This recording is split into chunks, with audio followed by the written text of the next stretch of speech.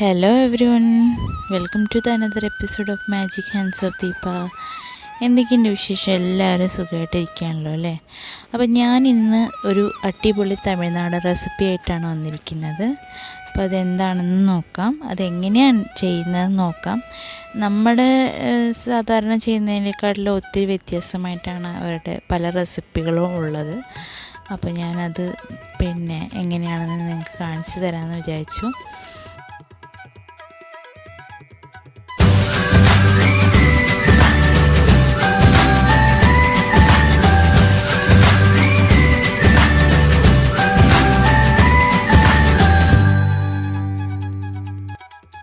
അപ്പോൾ എൻ്റെ വീഡിയോസൊക്കെ ഇഷ്ടപ്പെടുകയാണെങ്കിൽ എല്ലാവരും ലൈക്ക്, ഷെയർ, കമൻറ്റ്, സബ്സ്ക്രൈബൊക്കെ ചെയ്തിട്ട് എന്നെ ഒന്ന് സപ്പോർട്ട് ചെയ്യണം കേട്ടോ.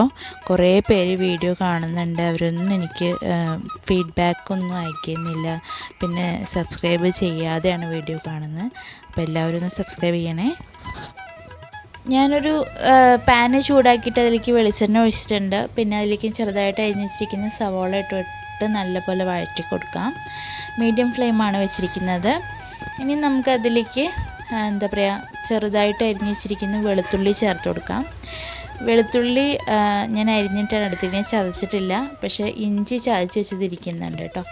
അപ്പം നമുക്ക് ഇഞ്ചി പേസ്റ്റും കൂടി ചേർത്ത് കൊടുക്കാം.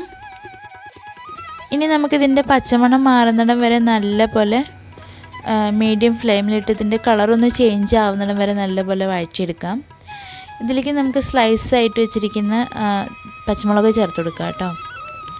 പച്ചമുളക് നിങ്ങൾക്ക് ആവശ്യത്തിന് അനുസരിച്ചിട്ടാൽ മതി, കാരണം നമ്മളിനി മുളക് പൊടിയും കൂടി ചേർക്കുന്നതുകൊണ്ട് പച്ചമുളക് ചേർക്കുമ്പം എരിവ് കൂടാൻ സാധ്യതയുണ്ട്.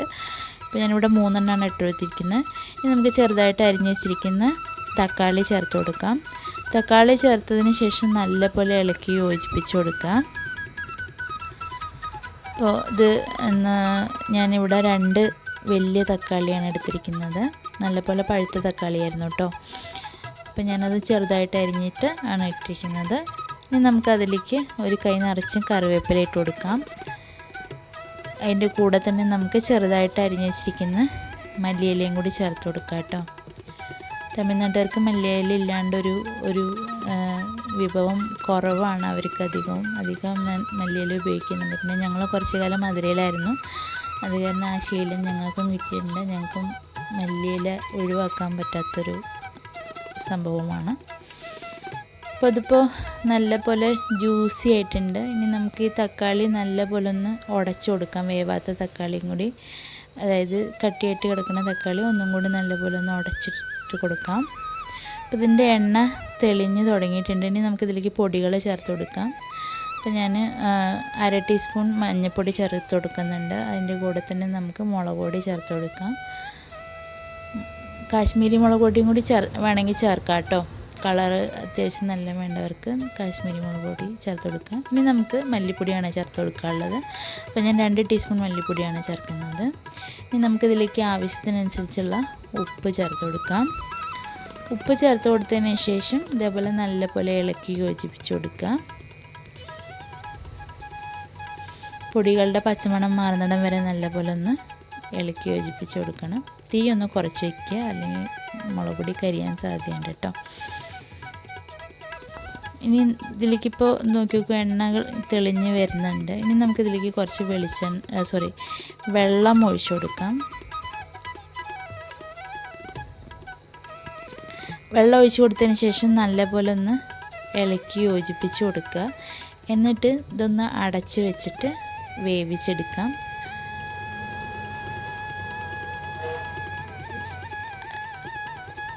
അടച്ച് വെച്ച് വേവിക്കാൻ പോവുകയാണ്. ഇനി നമുക്ക് തേങ്ങ അരച്ചെടുക്കാം. അപ്പോൾ അതിന് ഞാനിവിടെ ഒരു 3 ടേബിൾ സ്പൂൺ തേങ്ങ എടുത്തിട്ടുണ്ട്.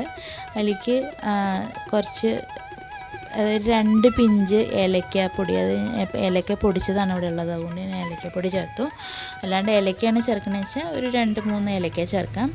അതിലേക്ക് നമുക്ക് കുറച്ച് പെരിഞ്ജീരകവും പിന്നെ കറുവപ്പട്ടയുടെ ഇതും പിന്നെ ഏലക്ക, ഗ്രാമ്പു അതൊക്കെ ഇടുക. പിന്നെ നമുക്കതിലേക്ക് കസ്കസ് ചേർത്ത് കൊടുക്കണം. 1 ടേബിൾ സ്പൂൺ കസ്കസ് ചേർത്ത് കൊടുക്കാം. പിന്നെ നമുക്കിതിലേക്ക് പൊട്ടുകടലയാണ് ചേർത്ത് കൊടുക്കുന്നത്. പൊട്ടുകടല നമ്മൾ മലയാളികൾക്ക് അധികം ഇഷ്ടമുണ്ടാവില്ലല്ലോ, അതുകൊണ്ട് കുറച്ച് ചേർത്താൽ മതി, ഒരു ടേസ്റ്റിന് മാത്രം ചേർത്താൽ മതി കേട്ടോ. അപ്പോൾ നമ്മുടെ ടൊമാറ്റോ ഗ്രേവി ഇവിടെ നല്ലപോലെ കുക്കായിട്ടുണ്ട്. ഇനി നമുക്കിതിലേക്ക് ഈ തേങ്ങ അരച്ച് വെച്ചിരിക്കുന്നത് ചേർത്ത് കൊടുക്കണം. ഇപ്പോൾ വെള്ളം ഒന്നും കൂടി ഗ്രേവി പോലെ വേണമെങ്കിൽ നമുക്ക് കുറച്ചുകൂടി വെള്ളം ഒഴിക്കാവുന്നതാണ്. പക്ഷേ നമ്മൾ തേങ്ങ ചേർക്കുമ്പം വെള്ളം ചേർക്കുന്നുണ്ട്, അതുകൊണ്ട് നമുക്ക് ആ വെള്ളത്തിൻ്റെ ആവശ്യം വരില്ല. പിന്നെ അപ്പോൾ ഞാൻ ഈ തേങ്ങ ഇതിലേക്ക് ചേർത്ത് കൊടുക്കുകയാണ്. എന്നിട്ട് അതിൻ്റെ ബാക്കിയുള്ളതും കൂടി നമുക്കൊന്ന് കഴുകി ഒഴിക്കാം. കുറച്ചും കൂടി വെള്ളം ചേർത്ത് കൊടുക്കുക. എന്നിട്ട് നല്ല പോലെ ഇതൊന്ന് ഇളക്കി യോജിപ്പിച്ച് കൊടുക്കണം. ഞാനിത് നല്ല പോലെ യോജിപ്പിച്ച് കൊടുക്കുന്നുണ്ട്.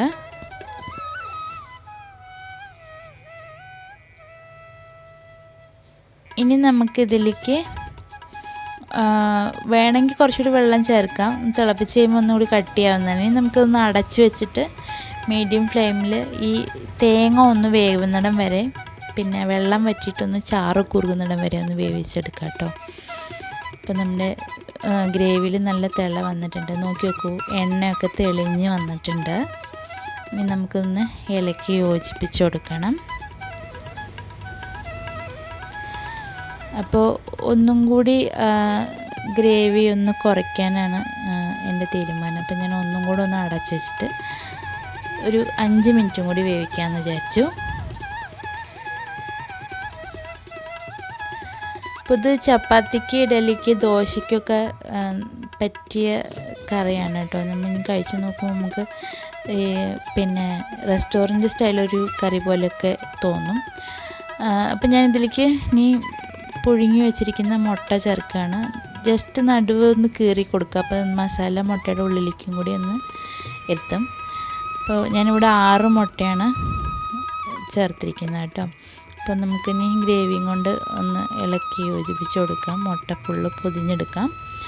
ഇനി നമുക്കിതിലേക്ക് ചെറുതായിട്ട് അരിഞ്ഞ് വെച്ചിരിക്കുന്ന മല്ലിയിലയും കൂടി ചേർത്ത് കൊടുക്കാം കേട്ടോ. അപ്പോൾ ഇത്രയേ ഉള്ളൂ, നമ്മുടെ ടേസ്റ്റി ആയിട്ടുള്ള മുട്ടക്കുഴമ്പ് റെഡി ആയിട്ടുണ്ട്. അപ്പോൾ എല്ലാവരും ഇത് വീട്ടിലുണ്ടാക്കി നോക്കിയിട്ട് ഫീഡ്ബാക്കൊക്കെ പറയണം. അപ്പം നമുക്ക് എല്ലാത്തിനും സൈഡ് ഡിഷായിട്ട് ഇത് ഉപയോഗിക്കാം. അതായത് ചോറിന് ഉപയോഗിക്കാം, പിന്നെ ചപ്പാത്തി, പത്തിരി, പിന്നെ പൂരി, ദോശ, ഇഡ്ഡലി, ഇതിനൊക്കെ ഉപയോഗിക്കാം. നല്ല ടേസ്റ്റി ആയിട്ടുള്ളൊരു കറിയാണ്. അപ്പോൾ ഒന്നും കൂടി പറയുകയാണ്, എല്ലാവരും എൻ്റെ ചാനലൊന്ന് സബ്സ്ക്രൈബ് ചെയ്ത് എന്നെ സപ്പോർട്ട് ചെയ്യുക. അപ്പോൾ ഇതിൽ നല്ലൊരു വീഡിയോ ആയിട്ട് നമുക്ക് അടുത്ത എപ്പിസോഡിൽ കാണാം. അതുവരെ എല്ലാവരും സന്തോഷമായിട്ടിരിക്കുക, ഹാപ്പി ആയിട്ടിരിക്കുക. അപ്പോൾ നമുക്ക് അടുത്ത വീഡിയോയിൽ കാണാം. Thank you.